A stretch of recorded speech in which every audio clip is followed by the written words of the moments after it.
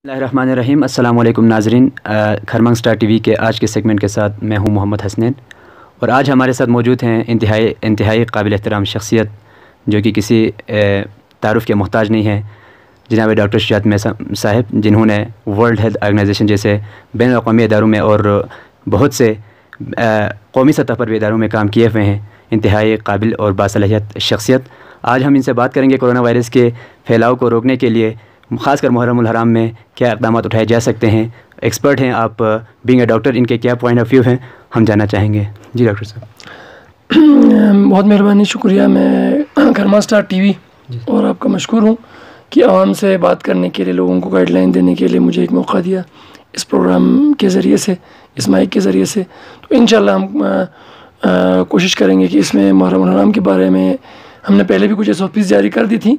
तो मुहर्रमुल हराम के हवाले से तमाम तंजीमी जो दस्ते हैं, जो अंजुमनें हैं, उनसे मेरी गुजारिश यही है कि जितना हो सके, हद्दुल इम्कान, जितनी जल्दी हो सके, पहले ना भी हुआ हो तो यहाँ से आगे जहाँ तक हो सके कि मजलिसें ओपन एयर करने की ज़रूरत है। सबसे पहली चीज़ ये रिसर्च से साबित हुआ है कि कोरोना वायरस जो है वो बंद कमरे में या जहाँ पर कोई खिड़की दरवाजे ना हों या बंद खिड़की दरवाजे हों, उसमें फैलने के बहुत ज़्यादा चांसेस हैं, बहुत ज़्यादा मुमकिनात हैं।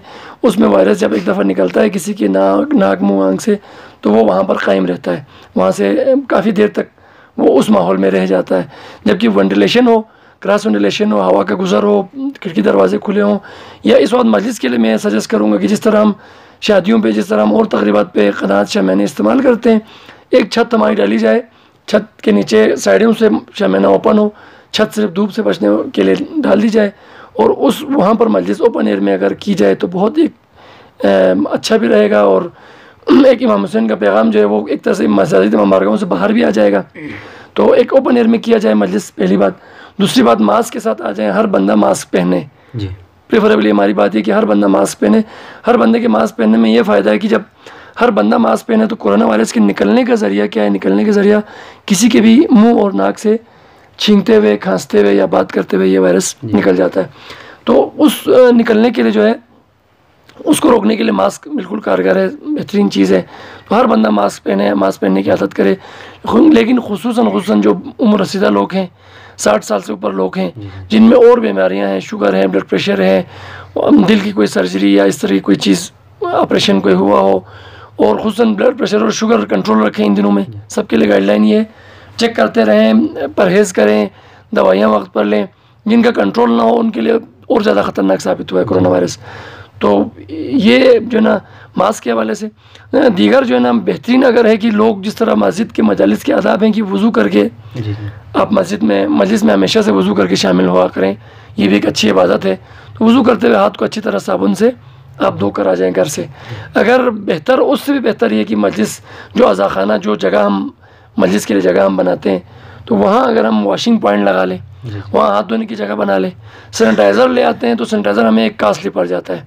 सैनिटाइज़र भी एक चीज़ है जिससे हम सैनिटाइज़र इस्तेमाल करके लोगों को अंदर भेज दें, लेकिन सैनिटाइज़र के इस्तेमाल पर मैं, शायद आपको इसमें सवाल भी हो, तो सैनिटाइज़र के इस्तेमाल पर मैं ये बताता हूँ, लोगों को आगाही इस तरह से नहीं है कि सैनिटाइज़र भी जो है बाज़ औक़ात काम करता है, बाज़ औक़ात नहीं करता। तो उनको देखने के लिए साबुन से धोना, हाथ धोना सबसे बेस्ट अच्छा मशवरा है। तो साबुन से हाथ धोने के लिए दिन में एक साबुन चला जाएगा, सारे लोग हाथ धो लेंगे। तो 20 से 30 सेकंड साबुन से हाथ धोने का इस तरह से कर लें, हाथ धोए बगैर मजलिस में ना आए। और मजालिस का वक्त जो है, मेरे ख्याल में पहले से भी हमारा 1 घंटे का अमूमन मजलिस का टाइम होता है, जो कि मुनासिब है, बहुत लंबा ना हो। कुछ लोग तुलानी में चले जाते हैं, तो ऐसे अगर ज़ाकिरीन खताबत करते हैं तो एक इन दिनों में नौख्वानी या मरसे ख्वानी, तो थोड़ा सा वक्त को भी मुख्तसर करने की, क्योंकि जितना भी जमघटे में लोग पास ज़्यादा टाइम रहेंगे, फैलने के मुमकिनात ज़्यादा हैं। तो जो एक एवरेज औसतन टाइम है उस पर इंशाल्लाह इसको ख़त्म किया जाए। सर, वैसे तो इंतज़ामिया की जानिब से भी और अंजुमन इमामिया की तरफ से भी SOPs जारी किए गए हैं, लेकिन आप चूँकि डॉक्टर हैं तो आप बताएं कि मखसूस SOPs जो जिनके ऊपर बहुत ज़्यादा आवाम को अमल दरामद करने की ज़रूरत है, वो क्या होनी चाहिए? ख़ासकर मुहर्रमुल हराम में, चूँकि हम मजलिस हुसैन को भी महदूद नहीं कर सकते, या हम उसको जो है मुकम्मल ना करें तो हो ही नहीं सकता। तो आप क्या कहेंगे?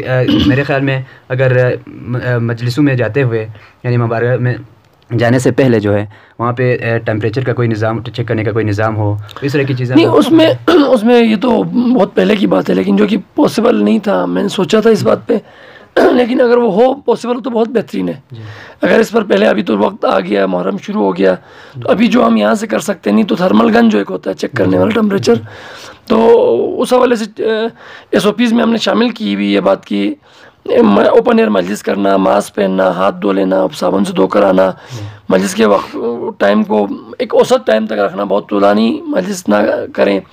और चौथी चीज़ जो है ना, वो जिस किसी में भी अलामत हों, जिस किसी को भी ख़ुद पता है ज़ाती तौर पर किसी को बुखार से मुराद हम लोग लेते हैं सर दर्द बुखार नहीं, बुखार टेम्परेचर होना, यानी कि फीवर होना, टेम्परेचर होना, गर्म जिस्म का गर्म होना, अपने एवरेज टेम्परेचर से ज़्यादा गर्म होना।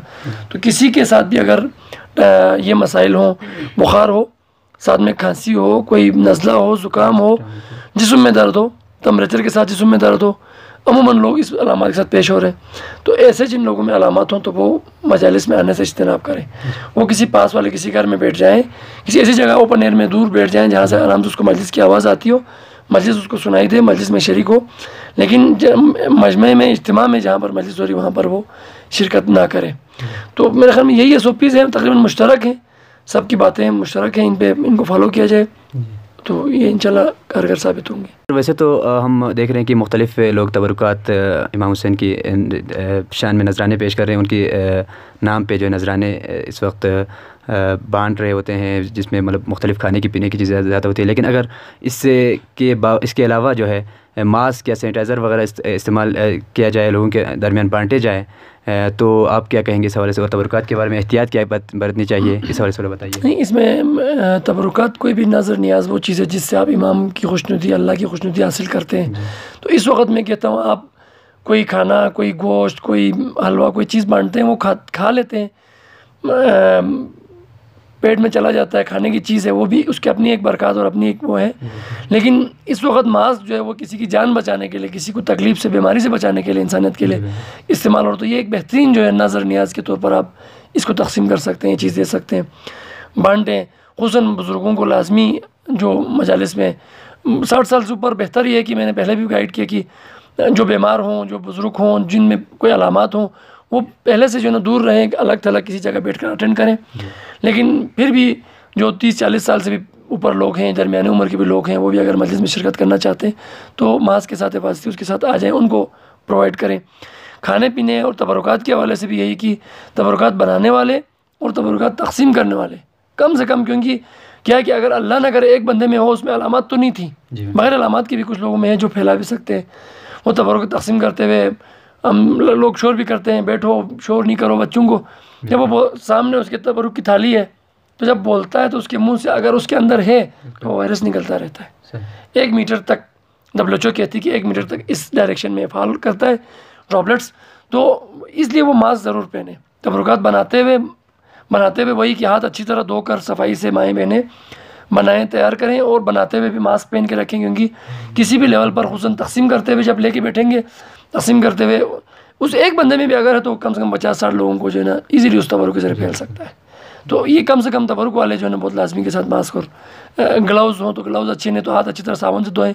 नहीं धुले हुए तो अपने साथ दस्ताने और मास्क रखें, जैसे मजलिस ख़त्म हो दस्ताने लगा लें और मास्क पहन लें, तबरुकात तकसीम कर लें। पैकिंग की भी कोशिश करें तबरुकात को प्लास्टिक वगैरह में, तो और अच्छी बात है उससे सोने पे लगता है कि जितने भी डॉक्टर से हम सुनते हैं, बहुत से एक्सपर्ट से, और वो भी, और हमें बार बार ये बताया जा रहा है कि मास्क का इस्तेमाल करना है, सैनिटाइज़र का इस्तेमाल करना है, ताकि जितना ज़्यादा हो सके लोगों को बचाया जा सके इस वायरस से। तो आप इस बारे में थोड़ा बताएं कि मास्क के कोई क्वालिटीज़ हो सकते हैं, ज़ाहिर है मुख्तलिफ हम देख रहे हैं कि मार्केट में मास्क इस वक्त अवेलेबल हैं। इसके अलावा सैनिटाइज़र की ड्यूरेशन कितना होता है, उसके बारे में थोड़ा अगर बता दें। जी, पहले तो मैं गुजारिश करूँगा सैनिटाइज़र के हवाले से। सैनिटाइज़र में अमूमन होता है अल्कोहल 70% हो तो फिर वो करामत है, वरना नहीं भी है। लेकिन खैर अमूमन मार्केट में जितने भी सैनिटाइज़र आ रहे हैं वो ये क्लेम कर रहे हैं कि इसमें 70% अल्कोहल मौजूद है। तो इथाइल अल्कोहल जो होता है, सैनिटाइज़र इस्तेमाल करने का तरीका ये है कि सैनिटाइज़र तमाम रिसर्च में, तमाम चीज़ों में ये साबित है कि सैनिटाइज़र से बेहतर है कि साबुन से अच्छी तरह हाथ 25 से 30 सेकेंड धो लिया जाए, अच्छी तरह साबुन से धो लिया जाए और बहा दिया जाए। वायरस मर जाता है। वायरस की गिरद एक झिल्ली है, वो झिल्ली जो है ना चिकनाई की है, फेट्स की है, तो वो फेट्स जो है साबुन से वो टूट जाता है, वो उसका कवर टूट जाता है, तो वो वायरस नाकारा हो जाता है, मतलब आपको नुकसान नहीं पहुंचा सकता। सैनिटाइज़र भी यही काम करती है। सैनिटाइज़र में अल्कोहल जो है वो यही काम, उसका जो चर्बी की जो लेयर रहते हैं उसको तोड़ देता है। तो लेकिन उसके लिए कुछ मौके हैं। अगर आपके हाथ आयली हों, चिकनाई हो, आपने खाना खाया हुआ हो, आपके हाथ मिट्टी से भरे हुए हों, मिट्टी बहुत ज़्यादा लगी हो, तो उस वक्त सैनिटाइज़र काम नहीं करता। ये कि कोई सैनिटाइज़र तो लगा रहा है लेकिन उसको ये भी पता हो कि सैनिटाइज़र किस वक्त काम करता है। जब आपके हाथ गंदे हों, मैले कुचैले हों, तो आपको लाजमी है कि आप धो ही लें। जब आपके हाथ धुले हों, साफ़ सुथरे हों, तब आपने किसी चीज़ को छुआ हो, कहीं हाथ मिलाया हो, कुछ हुआ हो, जब आपको वाज़े गंदगी नज़र ना आ रही हो हाथ पे, उस वक्त आप सैनिटाइज़र यूज़ करेंगे तो सैनिटाइज़र इफेक्टिव है, सैनिटाइज़र मौसर है। दूसरी चीज़, सैनिटाइज़र के बारे में मुख्तलिफ क्लेम्स आए शुरू में कि 5 घंटे काम करता है, 6 घंटे, ऐसा नहीं है। सैनिटाइज़र के बारे में जितने रिसर्च हुई उसमें ये कहा कि वो चंद मिनट तक, मतलब अगर वायरस आया है तो वो तो सेकंडों में मार देता है वायरस को। आपने वायरस आया हुआ था हाथ पे, मिसाल आपने लगा लिया, तो वो 30 सेकंड 20 सेकंड से कम में वो मार देता है वायरस को। और दोबारा ग्रो करने से, दोबारा बढ़ने से या दोबारा लगने से कोई चंद मिनट का वो तहफ़्फ़ुज़ देता है। उसमें मुख्तलिफ राय, किसी ने कहा 2 मिनट, किसी ने कहा 10 मिनट, किसी ने कहा 5 मिनट, कुछ ने आधा घंटा तक भी कहा है। तो उस पर भी कोई ऐसा लिटरेचर स्ट्रांग कुछ सैनिटाइज़र के क्लेम है। अभी एक और नया सैनिटाइज़र का बड़ा क्लेम है कि उन्होंने कहा ये 4-5 घंटे तक काम करता है, इस पर इफेक्टिव रिसर्च हुआ है। मार्केट में भी आया नहीं, लेकिन रिसर्च की बातें आ रही हैं। बारे में आप ये मास्क दे सकते हैं, ये सर्जिकल मास्क है मार्केट में जो अमूमन अवेलेबल है। लेकिन इस मास्क में एक फॉल्ट है, ये मास्क जो मिल रहा है इसमें मेटल की स्ट्रिप नहीं है। अच्छा। मास्क के 2-3 काम है, उसमें सबसे इंपॉर्टेंट चीज़ है कि जब आप पहन लेते हैं इसको, तो पहनने के बाद इस तरह एक स्ट्रिप है जो कि आपकी नाक पे फिक्स हो जाती है, जिससे वायरस का कहीं और से कोई खांसने छींके तो उसके ज़र्रात, थूक के ज़र्रात कह सकते हैं हम, ड्रॉपलेट्स इंग्लिश में बोलते हैं, लुआब के, वो उसमें आपके मुंह नाक तक ना आ जाए। तो वो अमूमन मास्क इस तरह के भी आ रहे हैं, तो ये इसमें क्वालिटी का फुकदान है जो कि ऐसा नहीं होना चाहिए, ये नाक पर बैठ जाना चाहिए इसको। दूसरा, इसमें 3 लेयर मास्क आते हैं अमूमन। हमारे पास अमूमन मास्क मेरे ख्याल से 2 लेयर ही आ रहे हैं। 3 लेयर में ये है कि बाहर की तरफ जो होता है इसका, ये बाहर की जो डायरेक्शन है बाहर की तरफ, ये वाला सेक्शन जो फोल्डिंग इस तरह से आ जाता है, तो ये वाटरप्रूफ होता है। यानी कि बाहर से इसके फैलने का तरीका हम सबको पता है कि किसी के खांसने छींकने बात करने से उसके मुंह से या नाक से निकलते हैं, तो ड्रॉपलेट्स होते हैं, तो वो यहाँ लग जाता है, अंदर नहीं पहुँच सकता। बीच में इसके फिल्टर होता है, बाहर वाटरप्रूफ होता है, अंदर एक एब्जॉर्बेंट मटेरियल होता है। एब्जॉर्बेंट यानी कि जज्ब करने वाली चीज़ होती है अंदर। वो इसलिए कि आपके अंदर अगर है तो आपकी में अलामत ना भी हो, तो आपके अंदर अगर है तो वो उसको जज्ब कर ले, बाहर आ जाने ना दे। तो 3 लेयर मास्क होता है, सर्जिकल मास्क इनफ होता है, काफ़ी होता है। कुछ लोगों ने N95 वगैरह पहना होता है। N95 हमारे लिए, आपके लिए नहीं है। N95 जो कन्फर्म मरीज़ों के साथ जो लोग काम कर रहे हैं, जो ऐसे वार्ड्स में हैं, ऐसे मरीज़ों के साथ इलाज कर रहे हैं, उनके लिए रहने दें, काइंडली उनके इस्तेमाल के लिए छोड़ दें। तो ये मास्क सबसे बेस्ट है रोकने के लिए, फैलाव को रोकने के लिए।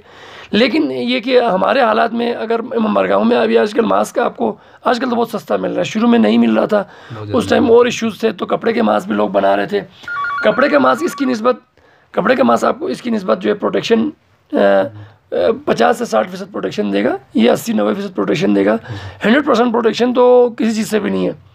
N95 मास्क को भी कुछ 95 है, कुछ 98% है, तो चांसेस तो फिर भी रहते हैं। लेकिन जो मैक्सिमम प्रोटेक्शन ये देता है, उसके बाद आपके लिए कपड़े का मास्क 40-60% प्रोटेक्शन देता है। कोई भी कपड़े का मास्क आप बनाते हैं, वो भी इस्तेमाल करना चाहिए, कर सकते हैं। खुसूसन कपड़े का मास्क आपको बचाव के लिए, मतलब आप तक वायरस को आने से रोकने के लिए, तो वो 50% 60% से ज़्यादा काम नहीं करता। लेकिन किसी की भी अंदर हो तो उसको बाहर फैलने से वो 100% रोकता है। अच्छा।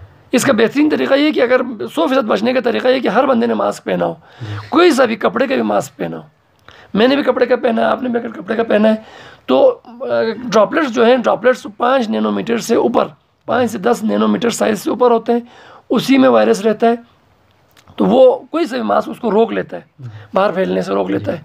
बात करें खांसे छींके, वो अंदर रह जाता है। तो इस वक्त कपड़े का भी मास्क आप करें, सवाब के लिए ख़वातीन हैं, माएँ बहनें घरों में बना लें, बना के कपड़े का भी मास्क थान लें, डिस्ट्रीब्यूट करें। हम मरगा में आते हैं, हर बंदा पहन ले। लेकिन प्रोटेक्शन बचाव के लिए तो 50-60%, लेकिन फैलने को 100% रोकता है। तो ये एक इस्तेमाल करें। और दूसरी चीज़, फासला था। अब मजालिस में फासला तो हमारे पास मुमकिन नहीं है, ये साफ सी बात है कि फासला जब मुमकिन नहीं हो तो मास्क बेहतरीन चीज़ है इसके लिए।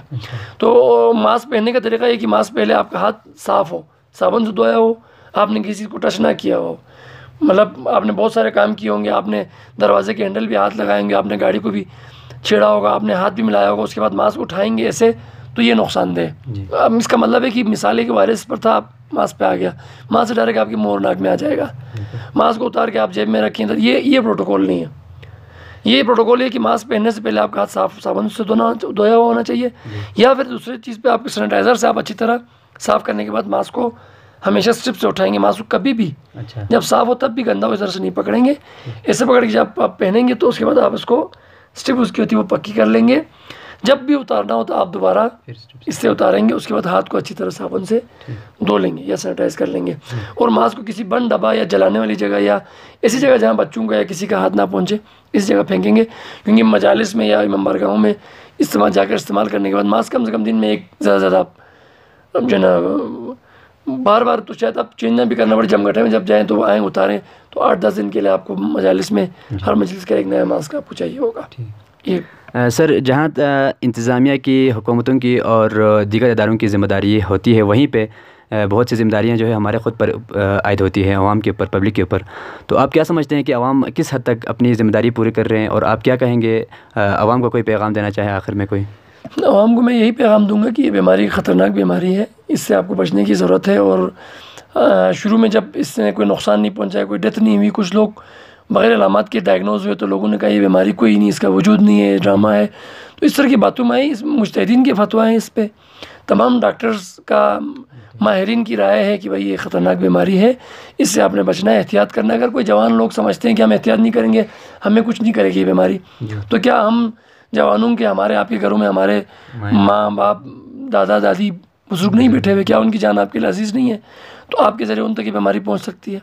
तो हर बंदे को एहतियात करने की ज़रूरत है, एहतियात लाजमी है और अमल करने की ज़रूरत है। एहतियात तो हमने सुन लिया है, लोगों ने सीख भी लिया है, तो अमल करें। आप भी जहाँ जहाँ मुमकिन हो, मैं कहता हूँ कि अमल करें इन चीज़ों पे, और हाथ मिलाने से, गले मिलने से, इन चीज़ों से गुरेज करें। खुसूसन मजालिस के टाइम, वैसे भी गम का टाइम है, उसमें आप मेल जुल से इज्तनाब करें। और कभी भी हाथ जब आपका गंदा हो, आपको पता हो कि हाथ धुले हुए नहीं, साफ़ नहीं है, उस वक्त खाना खाना, उस वक्त नाक में, मुँह में, आँख में, कान में हाथ डालने से आप गुरेज करें, एहतियात करें।